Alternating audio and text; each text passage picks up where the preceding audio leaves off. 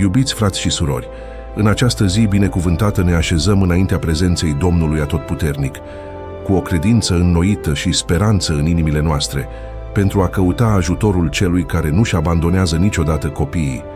Psalmul 100 ne invită să intrăm înaintea lui Dumnezeu cu bucurie, cu recunoștință și cu laudă sinceră, recunoscând că El este Domnul, Creatorul nostru și Păstorul care veghează asupra fiecăruia dintre noi.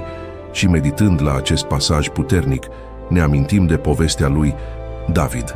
Un om care, în mijlocul războaielor, persecuțiilor și clipelor de adâncă angoasă, nu a încetat niciodată să înalțe numele Domnului. Scrieți în comentarii și apăsați like pentru a ajuta acest video să ajungă mai departe și să atingă oameni care au nevoie de o binecuvântare. De asemenea, abonați-vă pentru a nu pierde niciun video nou și lăsați-vă cererea de rugăciune, pentru că ne vom ruga pentru voi. David și-a văzut viața trecând prin văi adânci, a fost persecutat, trădat, a plâns cu amărăciune în multe nopți, dar în ciuda atâtor dificultăți, el a înțeles că adorarea nu depinde de circumstanțe. A învățat să-L laude pe Dumnezeu atât în tristețe cât și în bucurie, atât în lipsă cât și în abundență. Și Domnul, văzând inima lui recunoscătoare, l-a susținut, l-a întărit și a făcut din el un om după inima sa. Acest adevăr rămâne viu și astăzi. Același Dumnezeu care a primit adorarea lui David continuă să-i primească pe cei care se apropie de El cu recunoștință. El continuă să restaureze vieți, să înnoiască puteri, să deschidă căi și să realizeze miracole care întrec tot ce putem noi să ne imaginăm. Dacă există vreo persoană din familia ta, un prieten, sau chiar tu însuți, care ai nevoie de o intervenție divină, scrie numele acelei persoane în comentarii, să unim credința noastră în rugăciune, crezând că Dumnezeu continuă să facă minuni. Dacă acest mesaj îți întărește inima, abonează-te și la canal, pentru a continua să primești cuvinte de credință, speranță și încurajare zilnic. Acum, cu încredere în Domnul, să ne apropiem de prezența Lui, punând înaintea Lui tot ce ne apasă viața. Tată iubit, astăzi mă înfățișez înaintea Ta, recunoscând că Tu ești Dumnezeu și că eu sunt lucrarea mâinilor Tale. Recunosc că nu eu m-am format pe mine. Tu ai fost Cel care m-a creat, care mă susține, care veghează asupra fiecărui detaliu al existenței mele. De aceea vin înaintea Ta nu cu plângeri, ci cu recunoștință, nu cu nemulțumiri, ci cu laudă. Sunt momente în care oboseala încearcă să-mi stingă bucuria. Sunt zile în care povara responsabilităților pare mai mare decât puterile mele. Dificultățile se adună, provocările nu se mai opresc să apară și sufletul meu se simte obosit. Dar chiar și așa, aleg să intru pe porțile Tale cu mulțumire. Aleg să intru în curțile Tale cu laudă. Sunt obosit de atâtea bătălii, obosit să așteptăm răspunsuri, obosit să înfrunt situații care par să nu se schimbe. Dar astăzi decid să-mi amintesc cine ești Tu. Decid să-mi amintesc de bunătatea Ta, de credincioșia Ta și de dragostea Ta care rămâne pentru totdeauna. De aceea îmi înalți vocea și strig către Tine. Vino în ajutorul meu, Doamne, întinde-ți mâna asupra vieții mele, pentru că recunosc că fără Tine nu voi putea continua.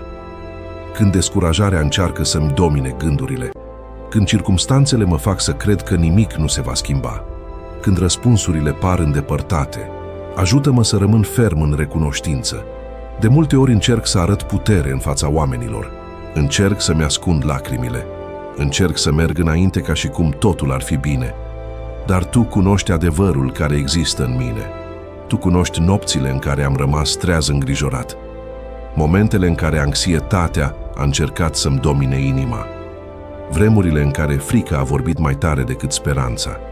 Tu cunoști fiecare lacrimă vărsată în tăcere, fiecare rugăciune făcută în secret, fiecare luptă dusă în sufletul meu. Dar chiar și așa aleg să-Ți slujesc cu bucurie, așa cum ne învață psalmul. Sunt momente în care facturile se adună, grijile financiare devin grele și nu pot vedea o soluție. Sunt momente în care problemele de sănătate aduc frică și nesiguranță. Sunt momente în care mă simt singur, uitat fără puteri să continui, dar chiar și așa fug la tine cu un cântec de bucurie, pentru că știu că numai Domnul poate înțelege pe deplin ceea ce simt. De aceea te rog, revarsă pacea ta asupra vieții mele acum, liniștește tot ce este agitat în mine, potolește gândurile care mă chinuie, îndepărtează anxietatea care încearcă să-mi fure liniștea, întărește-mi inima ca să nu renunț în fața dificultăților și înnoiește în mine bucuria de a ști simplu că Tu ești Dumnezeu. Ridică de pe umerii mei toată povara excesivă. Ajută-mă să merg din nou înainte. Ține-mă de mână în momentele de slăbiciune. Dă-mi odihnă când sunt obosit. Dă-mi speranță când totul pare imposibil. Dă-mi credință când apar îndoielile. Și fă-mă să-mi amintesc că sunt oaie a turmei Tale și că nu sunt niciodată singur.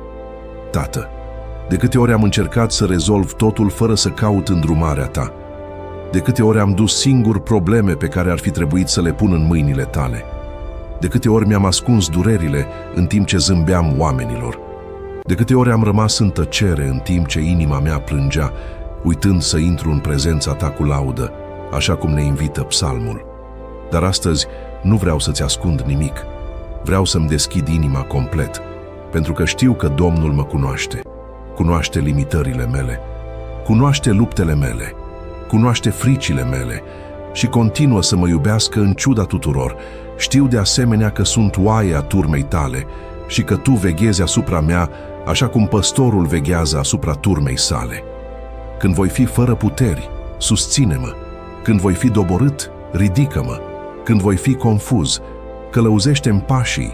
Când voi fi descurajat, înnoiește-mi speranța, pentru că Tu ești Dumnezeul care îi ajută pe cei care se încred în Tine și care merită să fie lăudat în orice timp. Chiar dacă nu, voi vedea răspunsuri imediate. Voi continua să cred. Chiar dacă drumul pare dificil, voi continua să merg. Chiar dacă circumstanțele spun contrariul, voi continua să mă încred și să adorez, pentru că știu că Domnul nu-i abandonează niciodată pe cei care își pun speranța în Tine. De aceea pun înaintea altarului Tău grijile mele, lacrimile mele, visele mele, luptele mele, nevoile mele și tot ce a apăsat asupra vieții mele, știind că Domnul veghează asupra fiecărui detaliu și că la timpul potrivit răspunsul va veni. În numele lui Iisus, amin. Tată iubit, Dumnezeul meu și păstorul meu, în acest moment mă apropii de prezența Ta cu încredere, pentru că recunosc că numai Domnul cunoaște toate luptele cu care mă confrunt. Tu ești ocrotirea mea, fortăreața mea, refugiul meu sigur în zilele grele. Nimic nu se întâmplă fără ca ochii Tăi să vadă, nimic nu scapă cunoștinței Tale și de aceea pun înaintea Ta tot ce a încercat să-mi fure pacea și bucuria. Doamne, Tu cunoști luptele care se petrec departe de ochii oamenilor, cunoști fiecare situație nedreaptă, fiecare vorbă rea spusă împotriva mea, fiecare capcană ascunsă pe drum, fiecare intenție negativă care încearcă să-mi atingă viața. De multe ori mă simt înconjurat de dificultăți, presat de circumstanțe pe care nu le pot controla, dar aleg să mă încred în puterea Ta și în ocrotirea Ta, știind că sunt poporul Tău și oaie a turmei Tale. Sunt momente în care observ atitudini care încearcă să mă descurajeze, vorbe care încearcă să-mi slăbească credința, oameni care nu se bucură de realizările mele și situații care par pregătite să mă doboare, dar mi-amintesc că Domnul continuă să fie Dumnezeul care îi ocrotește pe copiii Săi, Dumnezeul care zădărnicește planurile vrăjmașului și Dumnezeul care transformă atacurile în mărturii de victorie. De aceea te rog, păzește-mă de cei care îmi doresc înfrângerea, îndepărtează de la mine orice influență negativă, eliberează-mă de prieteniile false, de vorbele înșelătoare, de acuzațiile nefondate și de orice încercare de a împângări onoarea. Tu cunoști adevărul și știi exact cine sunt înaintea Ta.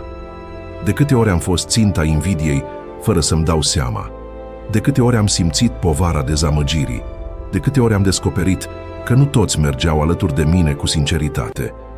Dar chiar și în fața acestor experiențe, aleg să mă odihnesc în certitudinea că mâna Ta rămâne întinsă asupra vieții mele și că mila Ta rămâne pentru totdeauna. Tată, ca orice strategie pregătită ca să îmi facă rău să fie anulată, ca orice capcană ascunsă să fie dezvăluită, ca orice minciună să fie expusă și ca orice vorbă aruncată împotriva mea să-și piardă puterea înaintea puterii tale. Nu permite ca planurile rele să prospere, nici ca răutatea să găsească loc să înainteze asupra vieții mele și a familiei mele. Dacă există oameni care hrănesc sentimente rele față de mine, pun totul în mâinile tale, pentru că nu vreau să trăiesc prins de frică, nici dominat de îngrijorare. Mă încred că Domnul este drept și că nicio nedreptate nu va rămâne ascunsă pentru totdeauna. Pun înaintea ta fiecare jignire, fiecare situație care m-a rănit, fiecare persecuție pe care am înfruntat-o, fiecare moment în care am fost judecat fără să fiu înțeles. Tu ești păstorul meu, Tu ești apărătorul meu, Tu ești judecătorul desăvârșit care cunoaște toate detaliile. Ajută-mă să nu răspund răului cu rău, ajută-mă să nu acționez din mânie, ajută-mă să nu permit amărăciunii să-și găsească loc în mine, pentru că vreau să trăiesc călăuzit de pacea ta și nu de sentimentele negative care încearcă să-mi domine inima.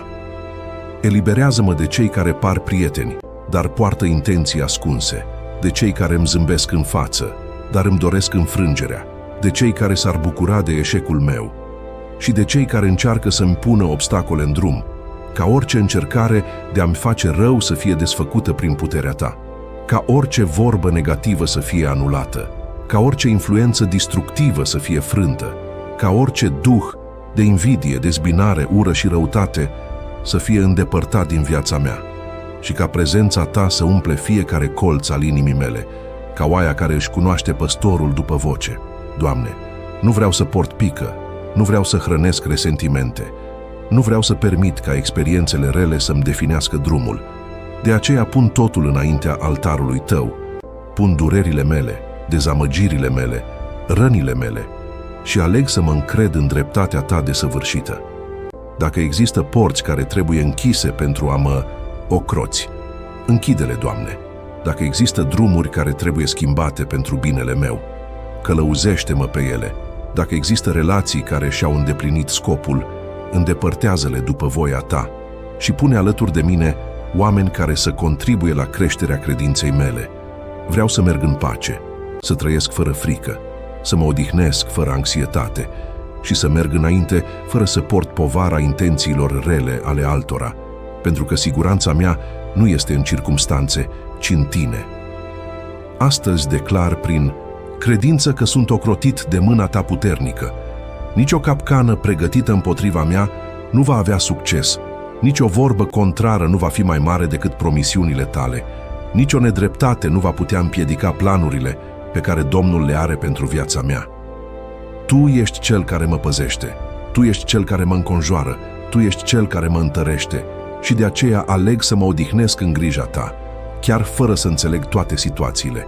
Continui să cred că Domnul lucrează în favoarea mea și astfel merg înainte, cu încredere în siguranță, întărit de certitudinea că nimic nu mă poate atinge fără voia ta, pentru că viața mea este păzită în mâinile tale și cei care se încred în Domnul nu vor fi niciodată abandonați în numele lui Isus. Amin. Doamne, mă înfățișez înaintea ta recunoscând că puterile mele au limite. Sunt zile în care oboseala pare să-mi domine trupul, momente în care mintea mi se încarcă și situații care îmi fac inima să-și piardă curajul. Dar chiar și așa aleg să caut prezența ta cu cântec, pentru că știu că adevărata putere vine de la tine. Tată iubit, înnoiește-mi sufletul, întărește-mi ființa, restaurează ceea ce uzura vieții a încercat să consume. Când mă voi simți fără energie să continui, adu-mi aminte că Domnul este izvorul nesecat de putere. Când puterile mele vor ceda, susține-mă cu mâna ta puternică. Sunt momente în care grijile se adună, provocările cresc și pare că drumul devine prea greu. Responsabilitățile cresc, presiunile vin din toate părțile și sentimentul de epuizare încearcă să mă cuprindă. Dar astăzi declar că nu voi merge singur, pentru că Domnul este alături de mine, întărind fiecare pas pe care îl fac. Tu cunoști zilele în care mă trezesc deja obosit, momentele în care mintea mea nu găsește odihnă, orele în care frica de viitor încearcă să-mi fure pacea. dar știi de asemenea că inima mea continuă să se încreadă în Tine. Chiar și când nu văd răspunsuri, continui să cred că lucrezi în favoarea mea. Doamne, suflă asupra mea o nouă vigoare, îndepărtează toată epuizarea emoțională, toată oboseala spirituală, toată povara acumulată de griji, umple-mi inima de curaj să continui să înaintez și ajută-mă să văd dincolo de circumstanțele care astăzi încearcă să mă descurajeze. De multe ori nu înțeleg procesele prin care trec, nu înțeleg întârzierile, nu înțeleg tăcerile, nu înțeleg unele porți închise, dar aleg să cred că fiecare etapă are un scop și că nimic nu se întâmplă fără ca Domnul să o permită pentru creșterea mea. Chiar dacă drumul pare lung, chiar dacă răspunsul întârzie, chiar dacă dificultățile persistă, decid să rămân ferm, pentru că știu că Domnul nu îi abandonează niciodată pe cei care își pun speranța în Tine. De aceea pun înaintea Ta fiecare grijă, fiecare frustrare, fiecare frică, fiecare nesiguranță, fiecare speranță care încă nu s-a împlinit. Ia totul în mâinile Tale și transformă anxietatea mea în încredere, descurajarea mea în speranță, slăbiciunea mea în putere. Tată, dă-mi putere să înfrunt provocările fără să-mi pierd credința. Ajută-mă să merg fără să murmur. Învață-mă să aștept fără să mă descurajez. Întărește-mi inima ca să nu fiu învins de circumstanțe. Și când voi avea dorința să renunț, adu-mi aminte de vremurile în care Domnul m-a susținut deja.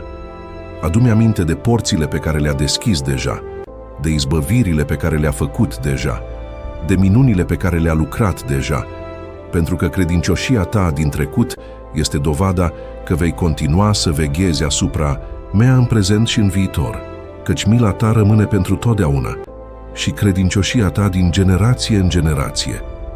Doamne, pun de asemenea înaintea Ta toate situațiile de nedreptate cu care m-am confruntat, momente în care am fost greșit înțeles, ocazii în care intențiile mele au fost judecate greșit, vorbe care m-au rănit, atitudini care m-au dezamăgit. Toate acestea le pun înaintea altarului Tău, pentru că știu că Tu ești Dumnezeul adevărului, Cel care vede ce nimeni nu vede, Cel care cunoaște ce nimeni nu cunoaște și Cel care judecă cu desăvârșită dreptate. Când oamenii nu-mi înțeleg povestea, Domnul o înțelege. Când nimeni nu-mi înțelege lacrimile, Domnul le înțelege. Tată, nu permite ca nedreptatea să producă amărăciune în mine. Nu permite ca durerea să-mi schimbe inima. Ajută-mă să rămân integru, să rămân credincios, să rămân încrezător în dreptatea Ta. Dacă există minciuni ridicate împotriva mea, pun totul în mâinile Tale. Dacă există judecăți nedrepte, pun totul în mâinile Tale. Dacă există persecuții tăcute, pun totul în mâinile Tale, pentru că știu că nu trebuie să port singur ceea ce-i ține de Domnul să rezolve. Tu ești apărătorul meu, păstorul meu, refugiul meu în momentele grele, când nu voi avea răspunsuri, ca înțelepciunea Ta să mă călăuzească, când nu voi ști cum să acționez, ca îndrumarea Ta să-mi arate drumul, când voi simți povara nedreptății, ca pacea Ta să-mi păzească inima. Doamne, nu permite ca răutatea să biruie, nu permite ca minciuna să aibă ultimul cuvânt, nu permite ca cei care lucrează cu nedreptate să prospere în planurile lor, ci fă să strălucească adevărul Tău, arată dreptatea Ta și demonstrează că Domnul continuă să stăpânească peste toate lucrurile. Astăzi aleg să mă odihnesc în suveranitatea Ta, aleg să mă încred în timpul Tău, aleg să cred că fiecare situație va fi tratată de Tine în modul corect, pentru că dreptatea Ta este desăvârșită, înțelepciunea Ta este infinită și dragostea Ta nu greșește niciodată. Astfel, merg înainte, cu inima mai ușoară, cu credința înnoită și cu certitudinea că Domnul veghează asupra fiecărui detaliu al vieții mele, chiar și când nu văd, chiar și când nu înțeleg, chiar și când totul pare să întârzie. Continui să mă încred, pentru că știu că Dumnezeul care a început lucrarea bună în viața mea va fi credincios să o desăvârșească. În numele lui Isus. Amin. Tată iubit, chiar în mijlocul luptelor vieții, aleg să înalți numele Tău cu bucurie, când inima mi se simte apăsată, când grijile încearcă să-mi fure pacea, când lacrimile insistă să cadă, continui să privesc spre tine, pentru că știu că ești vrednic de toată cinstea, toată gloria și toată lauda. Nu voi permite ca dificultățile să-mi reducă la tăcere adorarea. Nu voi lăsa ca problemele să-mi stingă credința. Pentru că Tu rămâi Dumnezeu, rămâi domnind suveran, rămâi pe tron și continui să veghezi asupra celor care se încred în Tine ca oi ale turmei Tale. Chiar dacă nu înțeleg ce se petrece în jurul meu, chiar dacă răspunsurile par îndepărtate, chiar dacă zilele sunt grele, aleg să mă încred și să adorez, pentru că credincioșia Ta nu depinde de circumstanțe. Dragostea Ta nu se schimbă și promisiunile Tale rămân ferme pentru totdeauna. Doamne, când puterile mele vor scădea, ajută-mă să-mi amintesc că Tu ești izvorul curajului meu. Când tristețea va încerca să-și facă loc în mine, ajută-mă să-mi amintesc că adevărata bucurie vine din prezența Ta. Când frica va încerca să-mi domine gândurile, adu-mi aminte că Domnul continuă să aibă controlul asupra tuturor lucrurilor. Te laud nu doar pentru minunile pe care le-am primit deja, ci și pentru minunile care încă se pregătesc. Te laud nu doar pentru porțile deschise, ci și pentru porțile închise care m-au ocrotit de drumuri greșite. Te laud pentru că știu că voia Ta este desăvârșită, chiar și când nu pot să o înțeleg pe deplin. Tată, pun înaintea Ta toate neliniștile mele, toate nesiguranțele pe care încă le port, toate întrebările care încă nu au primit răspuns, pentru că știu că Domnul cunoaște viitorul, cunoaște scopul fiecărei etape și știe exact ce este mai bine pentru mine. Când furtuna va părea puternică, ajută-mă să-mi ridic privirea spre cer. Când vânturile adversității vor sufla împotriva mea, ajută-mă să rămân ferm. Când totul va părea în dezordine, adu-mi aminte că Tu continui să-mi călăuzești povestea, ca un păstor credincios care își conduce oile. Tu ești motivul speranței mele, ești temelia credinței mele, ești stânca pe care îmi construiesc încrederea. De aceea aleg să rămân ferm, chiar în vremuri grele, chiar în zile de luptă, chiar în momente de așteptare. Tată, îți mulțumesc pentru că, chiar și când nu observ, Domnul lucrează în favoarea mea. Îți mulțumesc pentru că, chiar și când nu văd rezultate imediate, Domnul continuă să pregătească ceva mai mare. Îți mulțumesc pentru că fiecare provocare cu care mă confrunt este folosită pentru a-mi întări credința și a-mi maturiza Duhul. Recunosc că n-aș fi ajuns până aici fără ajutorul Tău. N-aș fi rezistat la atâtea bătălii fără prezența Ta. N-aș fi găsit puteri să continui fără grija Ta. De aceea îți sunt recunoscător pentru fiecare izbăvire, pentru fiecare poartă deschisă, pentru fiecare răspuns primit și chiar și pentru luptele care m-au adus mai aproape de Tine. Chiar și în vale, voi continua să Te adorez. Chiar și în pustiu, voi continua să Te caut. Chiar și în nopțile cele mai întunecate, voi continua să cred că lumina Ta strălucește pe calea mea, pentru că încrederea mea nu se bazează pe ce văd, ci pe cine ești Tu. Tu ești refugiul meu când totul pare nesigur, ești fortăreața mea când mă simt slab, ești ajutorul meu când nu găsesc o cale de scăpare, ești pacea mea când lumea din jurul meu este agitată. Doamne, primește acum recunoștința mea, primește adorarea mea, primește încrederea mea, pentru că tot ce sunt îți aparține și tot ce am este în mâinile Tale. Chiar dacă tăcerea va părea prelungită, voi continua să cred. Chiar dacă răspunsul încă nu a venit, voi continua să aștept. Chiar dacă circumstanțele vor încerca să mă descurajeze, voi rămâne ferm, pentru că știu că Tu nu greșești niciodată, nu-ți abandonezi niciodată copiii și nu încetezi niciodată să-ți împlinești promisiunile. De aceea Te laud astăzi. Te voi lăuda mâine și Te voi lăuda în toate zilele vieții mele, pentru că Domnul rămâne bun, rămâne credincios, rămâne drept, rămâne puternic și rămâne Dumnezeul care transformă lacrimile în mărturii, înfrângerile în victorii și lucrurile imposibile în minuni. Ca inima mea să nu încetească niciodată să recunoască măreția Ta, ca gura mea să nu încetească niciodată să proclame numele Tău și ca viața mea să fie o mărturie vie a bunătății Tale, pentru că numai Tu ești vrednic de toată cinstea, toată gloria și toată lauda în numele lui Isus. Amin.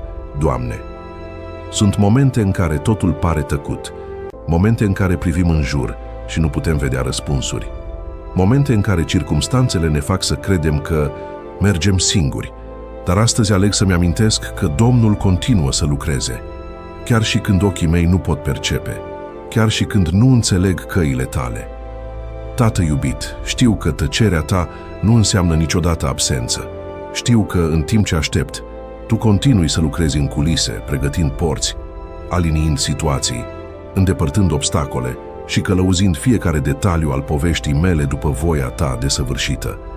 De aceea pun înaintea ta toate cererile mele, toate rugile pe care le-am adus în rugăciune, toate visele care încă nu s-au împlinit, toate cauzele care par imposibile în ochii oamenilor, știind că nimic nu este imposibil pentru Domnul. Chiar dacă puterile mele scad, continui să cred.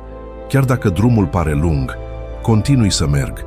Chiar dacă răspunsurile întârzie, continui să mă încred, pentru că știu că tu rămâi credincios și nu-i abandonezi niciodată pe cei care își pun speranța în tine.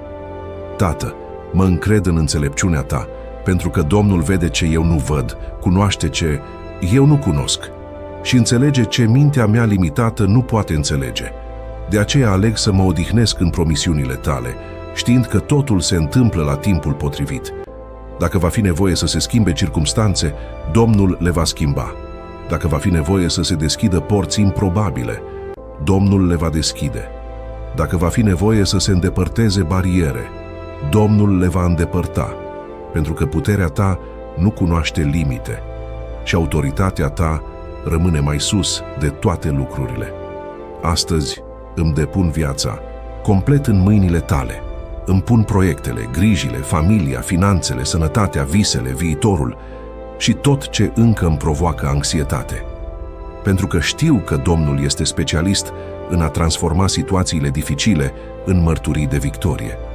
Știu că Domnul continuă să scrie povești de restaurare, continuă să ridice pe cei doborâți, să întărească pe cei obosiți și să înnoiască pe cei care își pun încrederea în tine. Așa cum David a găsit bucurie în a adora chiar în mijlocul necazului.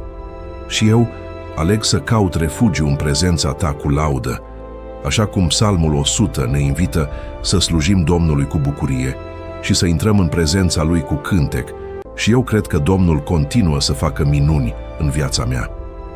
Psalmul 100 ne învață că trebuie să recunoaștem că Domnul este Dumnezeu, că El ne-a făcut și nu noi pe noi înșine, că suntem poporul Lui și oile turmei Lui. Ne amintește că putem intra pe porțile Lui cu recunoștință și în curțile Lui cu laudă, pentru că Domnul este bun, mila Lui rămâne pentru totdeauna și credincioșia Lui din generație în generație. Când necazul va încerca să-mi domine inima, îmi voi aminti că ajutorul meu vine de la Domnul. Când tristețea va încerca să-mi fure speranța, îmi voi aminti că Tu ești izvorul bucuriei mele. Când frica va încerca să mă paralizeze, îmi voi aminti că Tu ești fortăreața mea și că sunt oaie a turmei Tale. Tată, ajută-mă să las povara de a încerca să controlez totul singur. Învață-mă să mă încred mai mult, să mă odihnesc mai mult, să depind mai mult de îndrumarea Ta, pentru că de multe ori îmi consum energia încercând să rezolv situații pe care numai Tu le poți rezolva. Vreau să învăț să-mi pun grijile în mâinile Tale, să mă odihnesc în grija Ta și să trăiesc fiecare zi cu certitudinea că Domnul îmi călăuzește pașii ca un păstor credincios. În acest moment, primesc prin credință pacea Ta, primesc puterea Ta, primesc îndrumarea Ta, primesc ocrotirea Ta și primesc speranța care vine din prezența Ta, ca toată anxietatea să fie înlocuită de încredere, ca toată frica să fie biruită de credință, ca toată tristețea să facă loc speranței și ca orice sentiment de înfrângere să fie transformat în certitudinea că Domnul lucrează în favoarea mea. Declar că nu voi merge călăuzit de circumstanțe, voi merge călăuzit de promisiunile Tale. Nu voi trăi dominat de frică, voi trăi susținut de credință. Nu voi fi învins de dificultăți, pentru că Domnul este Cel care îmi întărește viața. Îți mulțumesc, Tată, pentru că chiar înainte de a vedea răspunsul, pot deja să-ți mulțumesc. Chiar înainte ca minunea să se întâmple, pot deja să mă încred. Chiar înainte ca victoria să se arate, pot deja să mă odihnesc, pentru că știu că Tu ești credincios pentru a împlini tot ce ai promis. Și astfel închei această rugăciune, nu cu îngrijorare, ci cu speranță, nu cu frică, ci cu încredere, nu cu îndoieli, ci cu credință, știind că Dumnezeul care a început această lucrare va continua să vegheze asupra fiecărui detaliu al vieții mele, ca harul Tău să mă însoțească, ca bunăvoința Ta să mă ajungă, ca prezența Ta să rămână cu mine și ca pacea Ta să stăpânească inima mea astăzi, mâine și în toate zilele călătoriei mele, pentru că Tu ești ajutorul meu, fortăreața mea, speranța mea, refugiul meu, păstorul meu, mântuitorul meu. Și în Tine îmi pun toată încrederea, în numele lui Isus. Amin.